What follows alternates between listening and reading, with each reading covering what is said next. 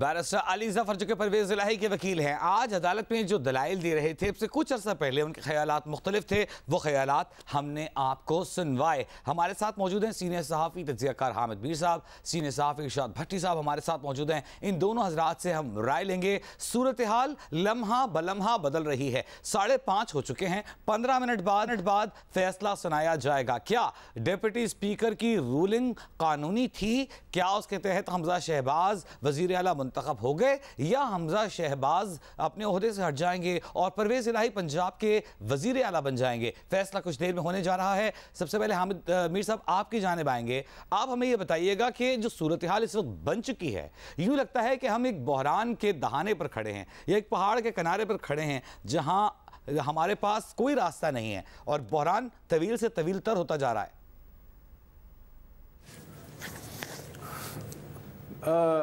वजी साहब, मेरी राय थोड़ी सी मुख्तलिफ है। उसकी वजह यह है कि देखें, अगर तो परवेज़ इलाही साहब जो हैं वो चीफ मिनिस्टर बनते हैं तो मेरा ख्याल है ऐसी सूरत में भी बातचीत के रास्ते बंद नहीं होंगे। और अगर हमजा शहबाज साहब चीफ मिनिस्टर बनते हैं, जिसके के चांसेस मुझे बड़े कम नज़र आ रहे हैं, तो उस सूरत में भी उनकी पार्टी और उनके जो इत्तेहादी हैं वो भी बातचीत के ज़रिए रास्ता निकालने की कोशिश करेंगे, क्योंकि अल्टीमेटली तो हम सब ने इसी मुल्क में रहना है। मैं ये थोड़ी सी जो ऑप्टिमिज़म है ये इसलिए दिखा रहा हूँ कि आज सुबह से लेके और अभी थोड़ी देर पहले तक मेरी आज बहुत से लोगों से मुलाकातें हुई हैं। तो सुबह एक सेमिनार था इस्लामाबाद हाई कोर्ट बार में, तो वहाँ पे जो पाकिस्तान तहरीक इंसाफ के जनरल सेक्रेटरी हैं असद उमर साहब, उन्होंने वहाँ पे जो तकरीर की और तकरीर से पहले जो वो गुफ्तगू कर रहे थे हमारे साथ, तो मुझे ऐसा लग रहा था कि तहरीक इंसाफ की जो लीडरशिप है उसके अंदर एक रियलाइजेशन है कि हम सियासतदान जो हैं हमने आपस के इख्तलाफात को ज़ाती दुश्मनी में तब्दील कर दिया और पोलराइजेशन इतनी ज़्यादा हो गई है कि उसके असरात पूरी सोसाइटी पे और पाकिस्तान के हर अदारे पे नज़र आ रहे हैं और हमें इस सूरत हाल से निकलना चाहिए। तो इसी तरह उसके बाद कुछ वज़रा साहिबान से मुलाकात हुई जिनका ताल्लुक़ मुस्लिम लीग नून और पीपल्स पार्टी से था। वो भी यही बात कर रहे थे कि ये जो हमारी तरफ से कोर्ट की प्रोसीडिंग्स का बायकॉट किया गया, ये हमारा लास्ट ऑप्शन था, लेकिन ये फ़ैसला भी जो है हमने दिल पे पत्थर रख के किया और हमें पता है कि इससे पोलराइजेशन मज़ीद बढ़ेगी।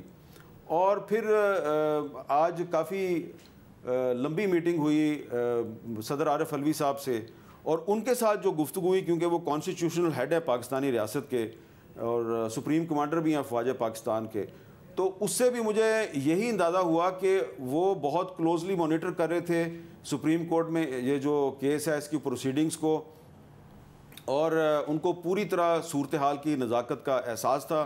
वो बार बार ये कह रहे थे हमें कि हम एक बंद गली में दाखिल हो रहे हैं और हमें बंद गली से पहले कोई रास्ता जो है वो तलाश करना चाहिए। और उन्होंने बार बार यही मुझे कहा कि और भी जो वहाँ पे साफ़ी थे कि ये तासुर गलत है कि मेरी वज़ीर-ए-आज़म शहबाज शरीफ साहब के साथ बिल्कुल कोई बातचीत नहीं है या बड़े इख्तलाफात हैं। तो अगर आज ये जो भी कोर्ट का फ़ैसला आता है उसके बाद जो भी सूरत हाल बनती है, हम कोर्ट के फ़ैसले को तो प्रोडिक्ट नहीं कर सकते। सुप्रीम कोर्ट ऑफ पाकिस्तान के चीफ जस्टिस साहब बेंच का हिस्सा हैं, वो कोई भी फ़ैसला करेंगे, लेकिन अज्यूम कर लें मफरूज़े के तौर पर कि अगर इस फैसले के नतीजे में चौधरी परवेज़ इलाही साहब जो हैं वो अगर दोबारा पंजाब के चीफ मिनिस्टर बन जाते हैं तो यकीनन फिर कुछ लोग ये कहेंगे कि देखा अब तो जो शहबाज शरीफ की हुकूमत है वो तो सिर्फ इस्लामाबाद तक महदूद हो जाएगी। तो ये बात कहने में तो आपको सही नज़र आती है, लेकिन ये पहली दफ़ा तो नहीं होगा ना। आपको याद है कि 1988 में जब मोहतरमा बेनज़ीर भुट्टो जो हैं वो वज़ीर आज़म बनी थी तो पंजाब में उनकी हुकूमत नहीं थी, पंजाब में नवाज़ शरीफ साहब की हुकूमत थी। और उस वक्त सूरत हाल ये थी कि नवाज़ शरीफ साहब एक बहुत बड़े सियासी इत्तेहाद के सरबराह थे, IGI इस्लामी जमहूरी इत्तेहाद उसका नाम था। तो आज सूरत हाल ज़रा डिफरेंट है। अब मोहतरमा बेनज़ीर भुट्टो दुनिया में नहीं है और अब जो सियासी इत्तेहाद है उसका नाम PDM है, उसके साथ इत्तेहाद है पीपल्स पार्टी का, ANP का, और दूसरी तरफ इमरान खान साहब हैं। तो अगर इमरान खान साहब की पार्टी जो है वो पंजाब में दोबारा बरसरे इक़्तिदार आ जाती है और मरकज़ में शहबाज शरीफ साहब ही रहते हैं, तो ये मेरा ख्याल है कि इससे बजाय कि हम ये कहें कि एक बहुत बड़ा बहरान खड़ा हो जाएगा, क्या होगा और पाकिस्तान किधर जाएगा, ये पहले भी हो चुका है कि मरकज़ में किसी और पार्टी की हुकूमत होती है, सूबे में किसी और पार्टी की हुकूमत होती है। तो ये पाकिस्तान की जमहूरियत का एक टेस्ट केस होगा। और मेरा ख्याल है ना शहबाज शरीफ साहब को घबराना चाहिए और ना ही परवेज़ लाई साहब जो हैं उनको कोई प्रॉब्लम होनी चाहिए। आप एक दूसरे के साथ इख्तिलाफ ज़रूर करें, लेकिन कोई ना कोई रास्ता निकालें, और रास्ता निकल सकता है। और मुझे ये लगता है कि परवेज़ लाई साहब जो हैं वो अगर चीफ मिनिस्टर पंजाब के बन गए तो वो कोशिश करेंगे कि उनकी हुकूमत चले और उनकी हुकूमत जो है वो स्मूथली पाकिस्तान के सबसे बड़े सूबे को आगे बढ़ाए। देखें, उन्होंने जो नवाज शरीफ साहब और आसिफ जरदारी साहब का मुश्तरका चीफ मिनिस्टर का कैंडिडेट बनने से इनकार किया था, वो इसीलिए किया था ना कि वो चाह रहे थे कि शायद मैं इनका कैंडिडेट बन के लंबे अरसे के लिए चीफ मिनिस्टर नहीं बनूंगा। और इमरान खान की तरफ वो इसलिए आए कि इमरान खान की ऑफर ये थी कि आप अगले इलेक्शन तक हमारे चीफ मिनिस्टर रहेंगे। तो यकीनन अब इमरान खान साहब जो हैं वो कह रहे हैं कि पाकिस्तान के मसाइल का हल नए इंतखाबात हैं, इसमें कोई शक नहीं। और चीफ मिनिस्टर के तौर पर परवेज़ लाई को अगर वो कहेंगे कि आप असम्बली डिज़ोल्व कर दें, तो परवेज़ लाई साहब हमें कह चुके हैं कि मैं तो 2 सेकंड नहीं लगाऊंगा और असम्बली तोड़ दूंगा।